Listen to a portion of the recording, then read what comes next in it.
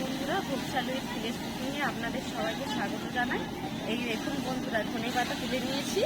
আজকে আমাদের ধান ঝাড়ানো হচ্ছে, দেখবেন চলুন কীভাবে ধান ছাড়ানো হয়। আজকে সকালে লোক লেগেছে, সেই জন্য তার ভাত খাবে বললো, সেই জন্য আমি ডাল আলু ভাতে করে নিচ্ছি। সেই ডালে এই ধনে পাতাগুলো দিয়ে দেবো। চলুন তাহলে দেখে নিয়ে যাও। এই দেখুন বন্ধুরা, আমাদের ধান ঝাড়ানো হচ্ছে।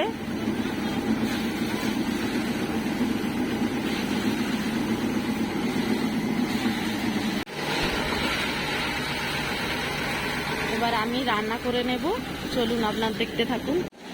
দেখুন বন্ধুরা, আমি ভাত বসিয়ে দিয়েছি আর ওই পাশে আলু সিদ্ধ করে দিয়েছি।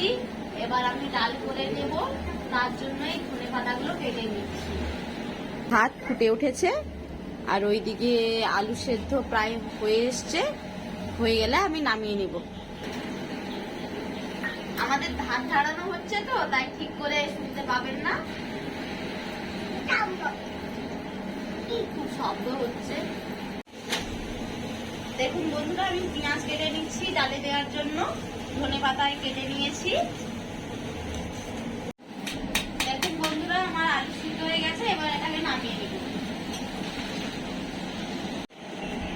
দেখুন বন্ধুরা, আমার ভাত হয়ে গেছে, এবার ভাতটাকে নামিয়ে নিব।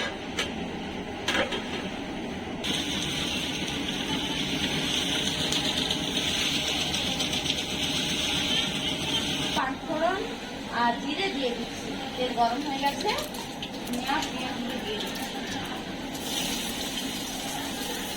পেঁয়াজ আর লঙ্কা ভাজা হয়ে গেছে, এবার আমি এই ডালগুলো ধুয়ে নেব। ধুয়ে নিয়েছি, এবার এতে দিয়ে দেব। ডালটাকে নেড়ে দিচ্ছি ভালো করে, এবার জল দিয়ে দেব। দেখুন জলটা ফুটে উঠেছে, এবার চাপা লাগিয়ে নেব, সিদ্ধ হতে থাক ডালটা।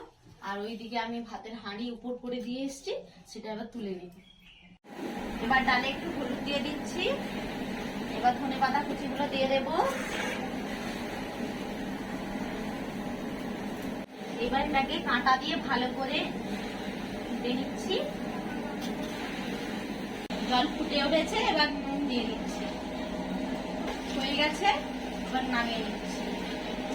এবার আলু ভাতে মাখানোর জন্য আমি লঙ্কা ভেজে নিয়েছি, লঙ্কাগুলো ভাজা হয়ে গেছে, তুলে নিচ্ছি।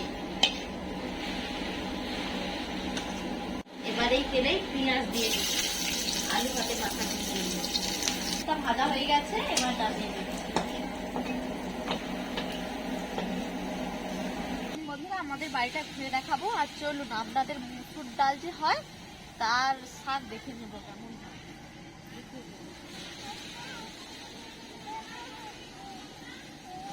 দেখুন বন্ধুরা, এটা মুসুর ডালের শাক। এই শাক তুলেও একদিন রান্না করে আপনাদের দেখাবো। বাবু দেখুন, শাকের উপরে উঠে যাচ্ছে। লঙ্কা আর পেঁয়াজ দিয়ে আলুটা মেখে নেব।